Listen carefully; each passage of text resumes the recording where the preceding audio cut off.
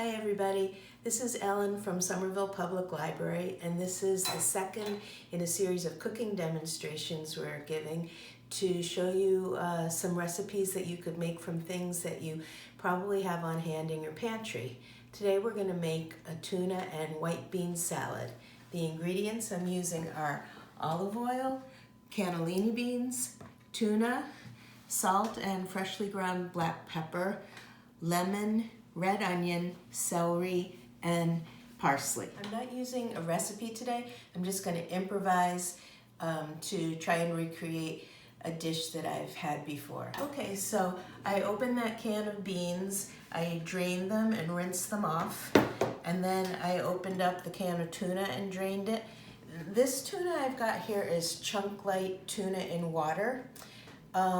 You can definitely use other kinds of tuna, solid tuna rather than chunk, or packed in oil rather than water. It doesn't matter, whatever you like, whatever you have on hand. And I washed the lemon and the celery, and now we're ready to start. So with the celery, I'm just gonna trim the ends off, and I like to peel it.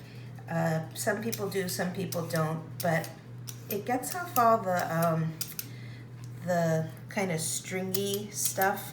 Not all of it, but I just think it's a little sort of more pleasant to crunch down on if you're not dealing with all of those strings. It's especially good if you're going to be serving it raw, like just celery sticks, like a crudité.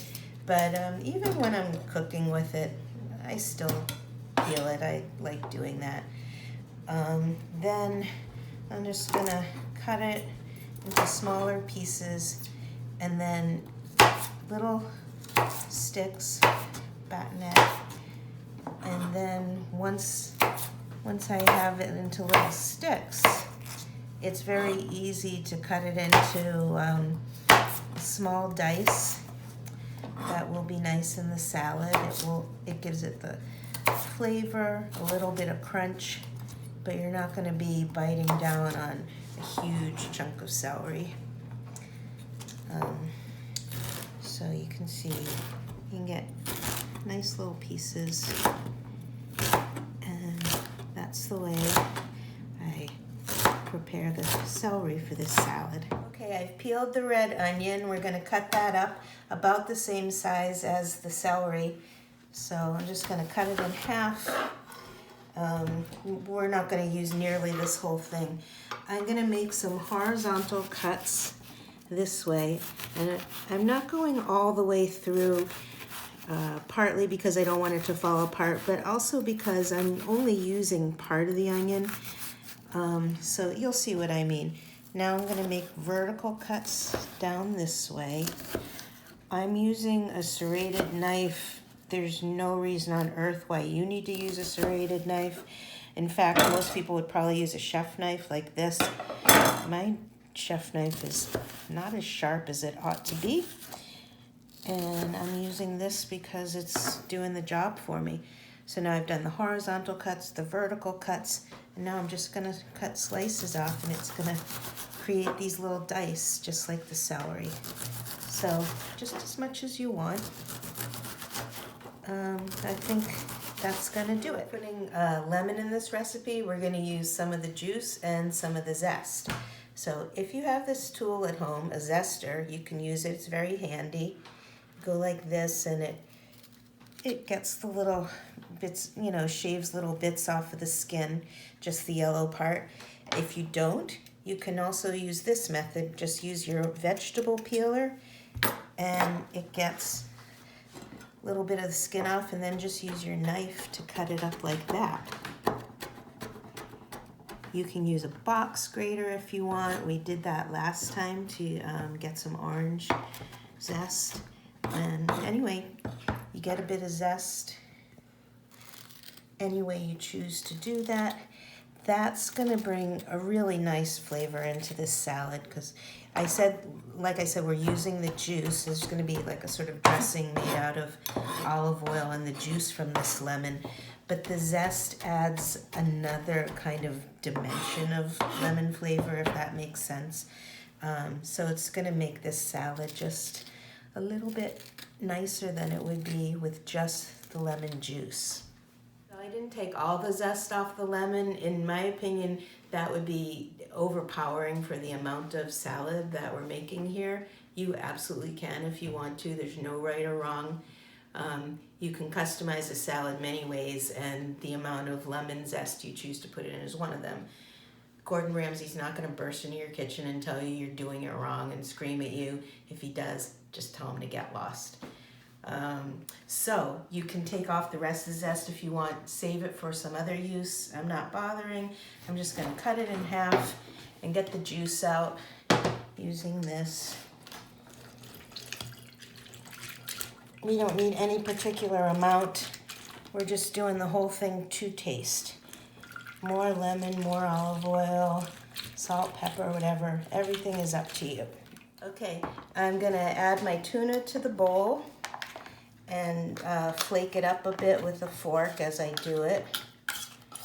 If you're using solid tuna instead of this chunk light, you probably have to do more chopping than I'm doing right now. And then I'm gonna put in celery and onion. I kind of eyed it and chopped about as much as I think I would want in here. Yeah, I'm just gonna go ahead and put it all in, and I'll put that lemon zest, mix it up a bit. Then we've got the lemon juice we squeezed. We're not gonna need all of it. I'm kind of eyeing it. I'm guesstimating that I put in about 2 tablespoons there. Got my olive oil, just eyeing it again, drizzling it on. My cat is very interested in what's going on right now, and that's who you hear in the background. Again, I think that was probably about 2 tablespoons. We've got some salt.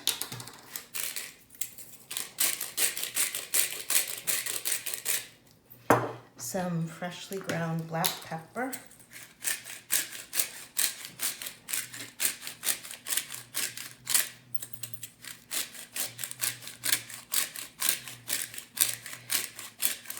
It would be very nice, I think, to have some fresh chopped parsley to add to it. I don't, but I've got some dried parsley, and I'm going to throw that in. It'll give it a little nice flavor and a little bit of color, but I would have preferred fresh, just don't have it. So the very last thing that I'm going to add in here is the beans, and I'm doing that last because I don't want them to get mashed up. So I'm just gently tossing it all together. Tuna, beans, celery, onion, lemon olive oil, salt, pepper, a little bit of parsley. That's pretty much it. This is the finished salad. I put it on a plate with some romaine leaves and added a little twist of lemon, why not? I made some carrot shavings using the lemon zester and garnished with that. That's it. It's quick and easy, and it makes a very satisfying meal. I just want to say a word about customizing it, because you can do whatever you want. More onion, less onion, no onion. You don't have to put parsley. Maybe you like dill. You could put some dill in. I didn't put any garlic in because I thought, well, the main flavors in this, the strongest flavors are the lemon and the red onion. I thought garlic would just be a little too much, so I didn't do that. But if that's what you like, go right ahead and do it.